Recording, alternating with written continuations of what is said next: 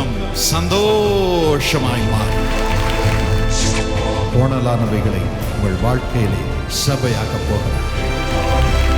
35 years he could not walk. Now he is walking.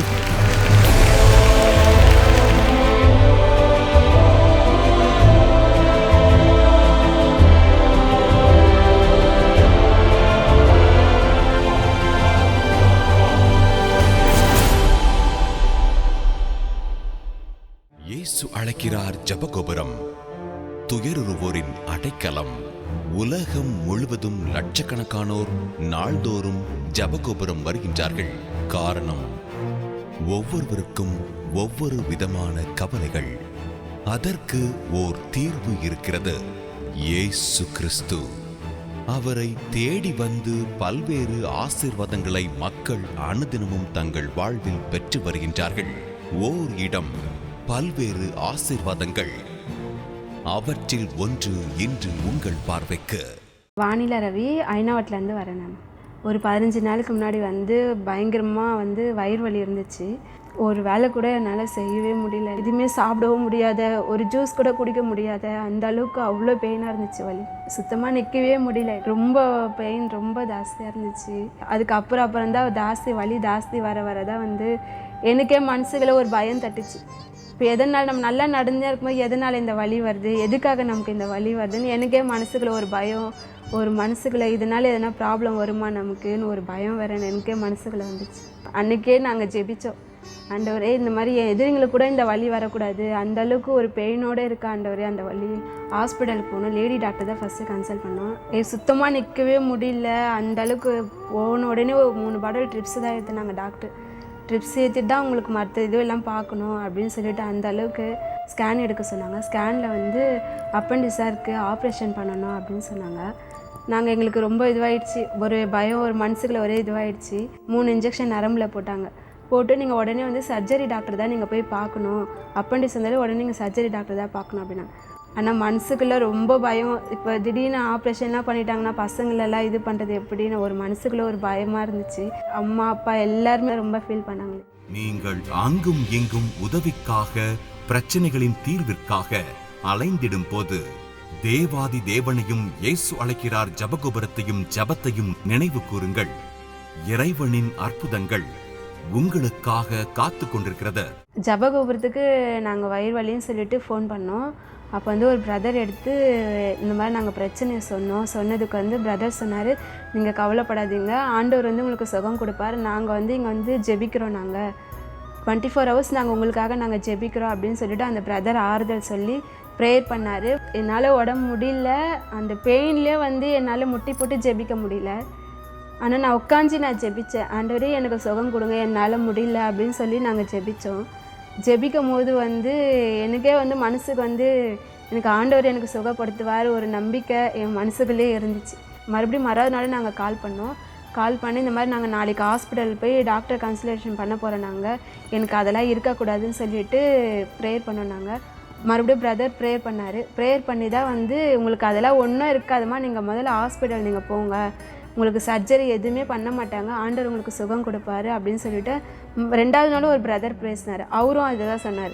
அதே மாதிரி நாங்கள் ஹாஸ்பிட்டல் போனோன்னே அவங்க சொன்னாங்க, செக் பண்ணிவிட்டு இந்த மாதிரி மறுபடியும் அவர் டெஸ்ட்டெல்லாம் எழுதி கொடுத்தாங்க. அந்த டெஸ்ட்டெல்லாம் எடுத்து நரம்பில் போகிற இன்ஜெக்ஷன் 3 இன்ஜெக்ஷன் போடுறேம்மா, போட்டு அந்த வலி உங்களுக்கு இருந்துச்சுன்னா நீங்கள் அடுத்த டெஸ்ட்டு எடுக்கணும், அப்படி உங்களுக்கு இல்லைன்னா நீங்கள் எடுக்க தேவையில்லம்மா, இது அப்பெண்டிஸ் கிடையாது, உங்களுக்கு அப்பெண்டிஸ் இன்னும் ஜாஸ்தி பெயினாக இருக்கும், இது உங்களுக்கு அப்பெண்டிஸ் இருக்காதுமா அப்படின்னாங்க.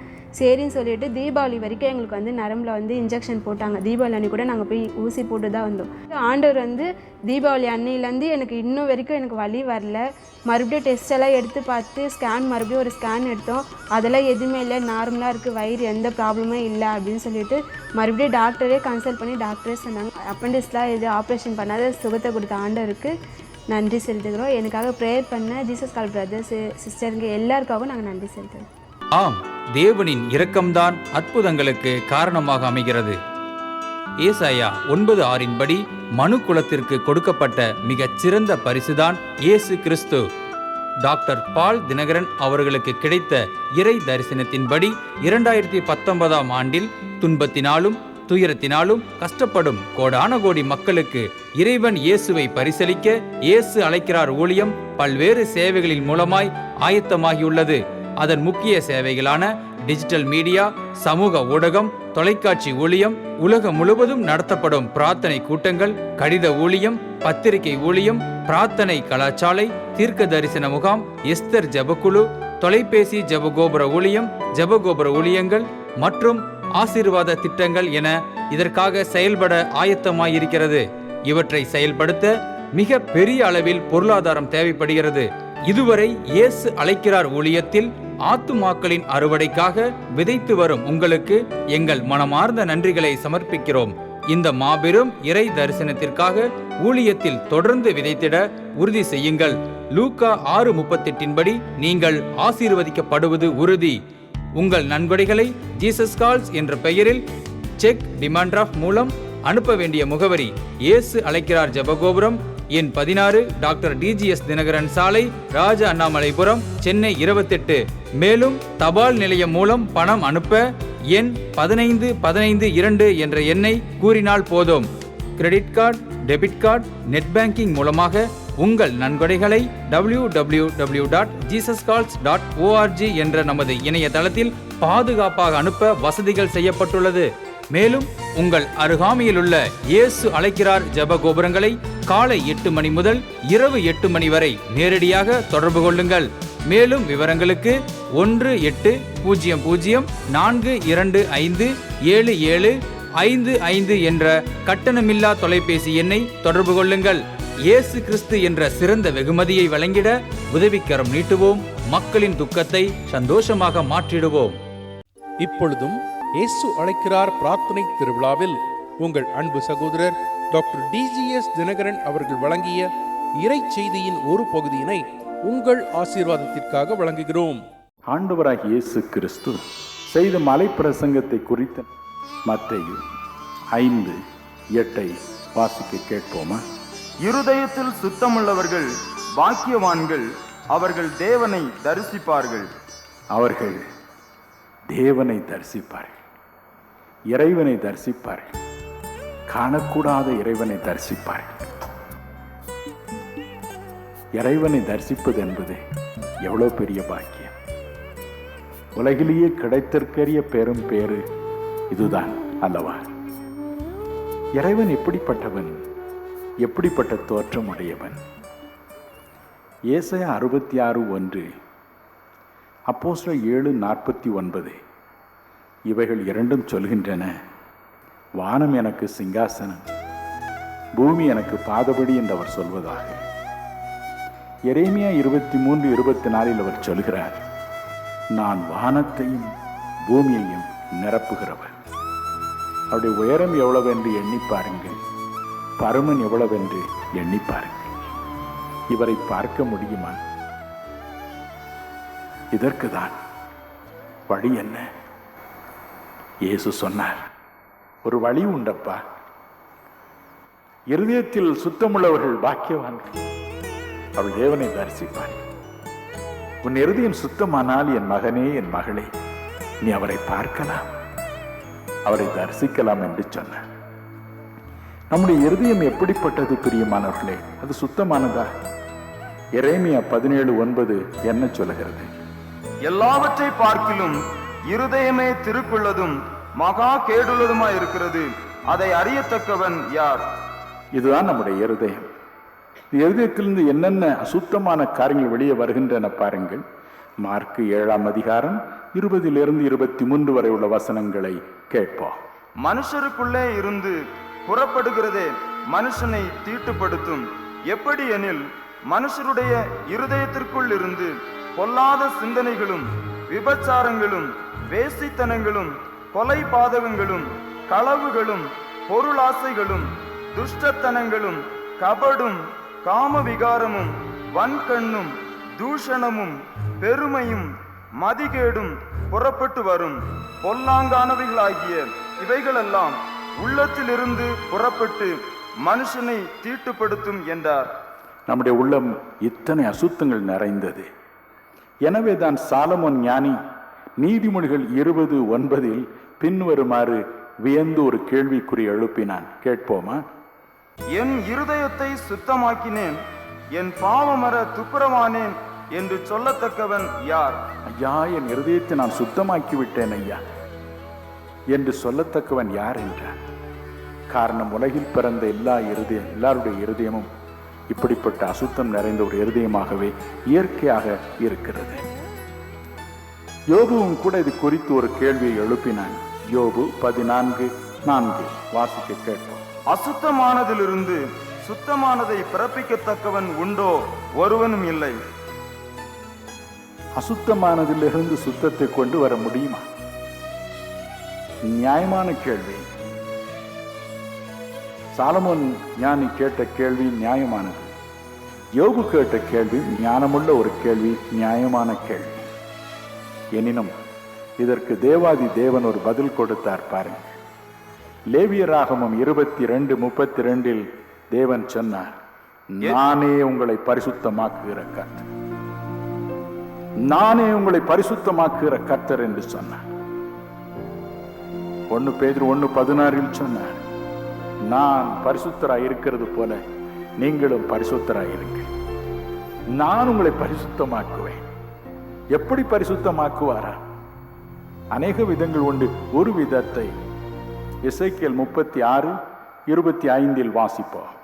அப்பொழுது நான் உங்கள் மேல் சுத்தமான ஜலம் தெளிப்பேன், நான் உங்களுடைய எல்லா அசுத்தங்களையும் உங்களுடைய எல்லா நரகலான விக்கிரகங்களையும் நீக்கி உங்களை சுத்தமாக்குவேன், நீங்கள் சுத்தமாவீர்கள். நான் உங்களை சுத்தமாக்குவேன், நீங்கள் சுத்தமாவீர்கள். உங்கள் மீது சுத்தமான ஜலம் தெளிப்பேன் என்ற ஜலம் என்று சொல்லும் பொழுது வேத வசனத்தின்படி தேவனுடைய ஆவி, அவருக்குள் இருக்கிற தூய்மையான ஆவியைத்தான் சொல்கிறார். அந்த ஆவி உங்கள் மீது அனுப்புவேன், அப்பொழுது நீங்கள் சுத்தமாவீர்கள். இன்னும் நாம் நடைமுறையில் மிக சுலபமாக சுத்தமாக வேறொரு வழியை தேவன் வைத்திருக்கிறார். 1 யோவான் 1:7 வேதம் சொல்கிறது, தேவனுடைய குமாரனாகிய இயேசு கிறிஸ்துவின் இரத்தம் சகல பாவங்களையும் நீக்கி நம்மை சுத்திகரிக்கும். சிலுவையில் தொங்கி அனாதை போல் மரித்த மனு உருக்கொண்டு இறங்கி வந்த தேவனுடைய இரத்தம் சகல பாவங்களையும் நீக்கி நம்மை சுத்திகரிக்கும். ஐயா, இது எப்படி ஐயா நடக்கும்? 2000 வருடங்களுக்கு முன்பு யாரோ ஒருவர் சிலுவையில் தொங்கினார், இன்று என் பாவம் தீருமா? சொல்லுகிறேன் பாருங்கள். நாகாலாந்து என்ற ஒரு மாநிலத்திற்கு பல ஆண்டுகளுக்கு முன்பு நான் சென்றிருந்தேன். அந்த ஊரில் உள்ள மக்களுடைய பழைய வாழ்க்கையை நீங்கள் பார்த்தால் நெஞ்சமெல்லாம் நடுங்கும்.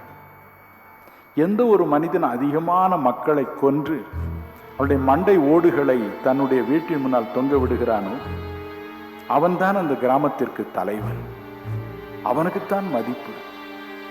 மனிதர்களை வேட்டையாடுவதில் பேரானந்தம் அவர்களுக்கு. ஒரு நாள் அந்த வழியே மேல்நாட்டைச் சேர்ந்த ஒருவர் இந்த மக்களுக்கு தொண்டு செய்ய வேண்டும் என்ற நல்லெண்ணத்தோடு வந்தார். அதை பார்த்த அந்த கிராமத்து தலைவனுக்கு நாக்கு சொட்டியது. அடாடா, இவனை கொன்று தின்றால் எவ்வளவு நலமாயிருக்கும். அவனை பிடித்தான். அந்த ஊர் முழுவதும் திரண்டது.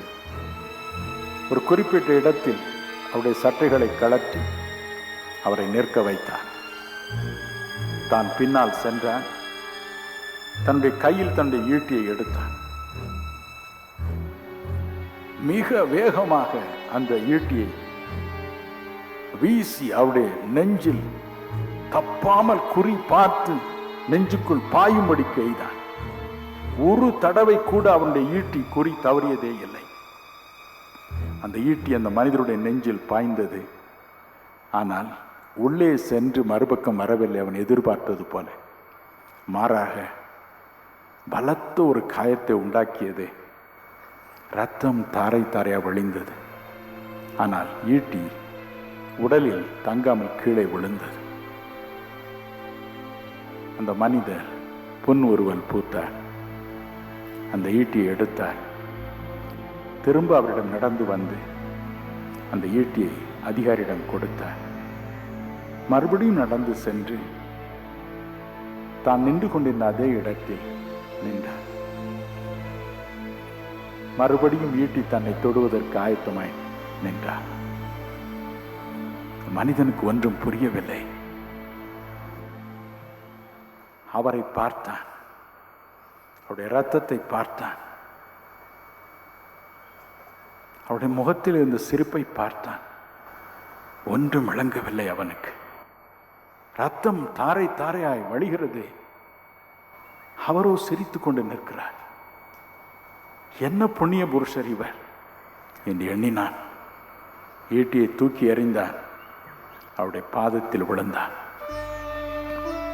அவர்தான் அந்த மக்களுக்கு சிலுவைநாதன் அன்பை பற்றி பிற்காலத்தில் சொல்லி நல்வழிப்படுத்தியவர் என்று நான் கேட்டேன். இந்த மனிதனுடைய கல்லான இருதயத்தை மாற்றியது எது? அவருடைய ரத்தம். அந்த ரத்தம் அவருடைய கடினமான உள்ளத்தில் உள்ளே ஊற்றப்படவில்லை. அந்த ரத்தத்தின் ஒரு தோற்றம், மனதில் அவன் கண்ட அந்த ரத்தம் வடியும் தோற்றம் உள்ளத்தை உடைத்தது, உருக்கியது.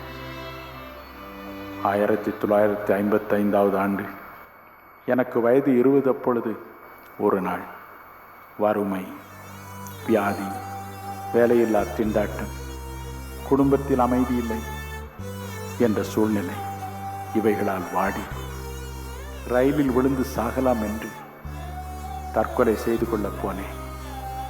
வழியில் என் சிற்றப்பா ஒருவர் என்னை சந்தித்தார். சிலுவையில் தொங்கி மாண்ட இயேசுவின் அன்பை பற்றி சொன்னார். 1 மணி நேரம் அவர் சிலுவையில் பட்ட பாடுகளை எனக்கு விளக்கி சொன்னார். என் உள்ளம் மனக்கண்களால் அவரை தரிசித்தது.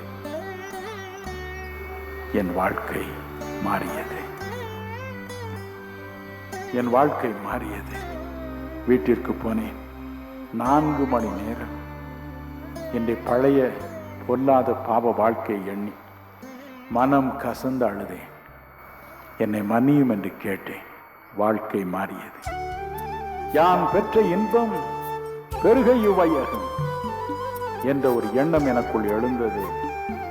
உலகமெல்லாம் நான் அதை செய்து வருகிறேன்.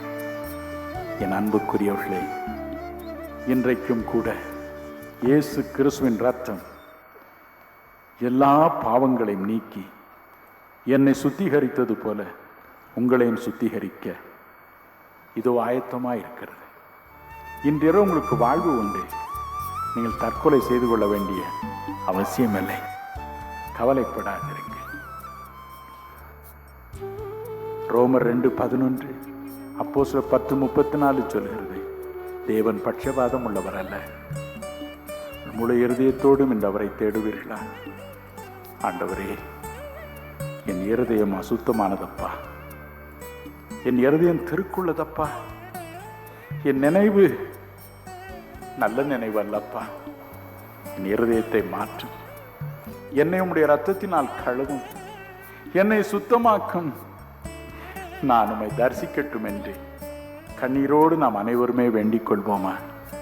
நிச்சயமாய் அவர் உதவி செய்வார். எனக்கு அருமையானவர்களே, ஆண்டவருடைய இரக்கங்கள் மிகவும் பெரியது. நான் இவ்வளோ பெரிய குற்றங்களை செய்திருக்கிறேனே, இத்தனை வருஷம் செய்திருக்கிறேனே, எனக்கு விடுதலை உண்டாகுமா? மனைவியோடு கணவனோடு நான் சரியாக வாழலையே என்று நீங்கள் கலங்கி கொண்டிருக்கக்கூடும். பிரேமா, சரீரமெல்லாம் காயம், ஒரு மாதிரி சருமத்தெல்லாம் கொப்பளம் மாதிரி இருக்குது. புண்கள் அப்படியே புடைத்து கொண்டிருக்கிறது. எனக்கு ஏன் இந்த பாடு? நான் என்ன தவறு செய்திருக்கிறேன்? ஆண்டவரே, எனக்கு காட்டும். என்னை ஏன் மற்றவர்கள் வெறுக்கும்படியாக வைத்திருக்கிறீர் என்று கதறுகிறீர்கள். பிரேமா, ஆண்டவர் உங்கள் மீது இரக்கமாக இருக்கிறார். என்ன பாவமாக இருந்தாலும் சரி, மூதாதையரின் பாவமாக இருந்தாலும் சரி, இயேசு தம் இரத்தத்தை சிந்தியிருக்கிறார் உங்களுக்காக. இயேசு கிறிஸ்துவின் இரத்தம் சகல பாவங்களையும் நீக்கி உங்களை சுத்திகரிக்கும். மனம் கலங்காதிருங்க. இப்பொழுதும் உங்களை இயேசுவின் இரத்தம் சுத்திகரிக்கிறது. அப்பா, அவர்கள் பாவங்களிலிருந்து அவர்களை விடுவியும். உடனே அந்த சருமத்தை சுகமாக்க சுவாமி. பாவத்தின் சம்பளம் எல்லாம் கரைந்து போகட்டும் இயேசுவின் நாமத்தில். அவர்கள் அப்படி சொல்கிறார்கள். ஆகவேதான் அப்படி ஜெபம் செய்கிறேன். என்ன காரணமாக இருந்தாலும் அவர்களை விடுவியும், அவர்களை சுகமாக்க சுவாமி. இப்பொழுது அவர்கள் விடுதலை ஆகட்டும். தம்பிதுரை, ஒரு காது கேட்கவில்லையே என்று தவிக்கிறீர்கள். இயேசுப்பா அவர்கள் காதை சுகமாக்க சுகமாக்க சுகமாக்க. இப்பொழுதும் அது ஜீவன் இறங்கட்டும். ஆவியை ஆவியினால் நிரப்பும். புது மனுஷனாக மாற்றும்.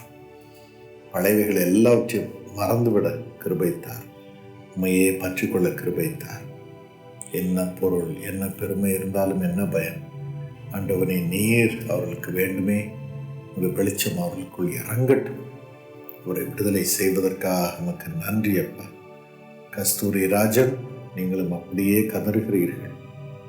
சமாதானமே இல்லையே குடும்பத்தில், நான் எப்படி வாழப்போகிறேன் என்று சொல்கிறீர்கள். இயேசு கிறிஸ்துவின் ரத்தம் உங்களை சுத்திகரித்து அவருடைய பிள்ளையாக இப்பொழுது மாற்றுகிறது. வாயை திறந்த அந்த கிருபைக்காக அருளுக்காக கேளுங்க. ஆண்டவர் உங்களை மாற்றட்டும், உங்களை புது மனுஷனாக மாற்றட்டும். Thank you Jesus. ஸ்ரீதேவி, ஸ்ரீ வள்ளி 2 பேர் மீதும் ஆண்டவருடைய கரம் இப்பொழுது இறங்குவதை பார்க்கிறேன். இப்பொழுது உங்களுக்கு பயபக்தியை ஆண்டவர் கொடுக்கிறார். பயத்தின் இருதயத்தை எடுத்து போட்டு இயேசுவோடு இணைந்து ஒரு நம்பிக்கையோடு இந்த உலகத்தில் வாழும்படி அருள் புரிகிறார். இனி நீங்கள் அல்ல, உங்களுடைய சாமர்த்தியம் அல்ல, உங்களுடைய பலன் அல்ல, உங்களுடைய குணாதிசயம் அல்ல. It is Jesus in you. இந்த அருளை தந்து உங்களை உயர்த்துகிறார். இயேசுப்பா, உமது பிள்ளையை உயர்த்தும், விடுதலை செய்யும். உமது பிள்ளைகள் 2 பேருக்கும் இந்த அருளை தார். அதே போல ராஜா, இந்த உலகத்திலே இருக்கும் எல்லா தீமையிலிருந்து உமது பிள்ளைகளை விடுவி. உமது செட்டைகளின் கீழ் வைத்து அவர்களுக்கு பாவ மன்னிப்பை தார். பரிசுத்தமாய் வாழ அருள் புரி. இந்த குடும்பத்தை செழிப்பினால் நிரப்பி கரம் பண்ண இயேசுவின் நாமத்தில் இந்த பிரார்த்தனையை எடுக்கிறோம். ஆமென்.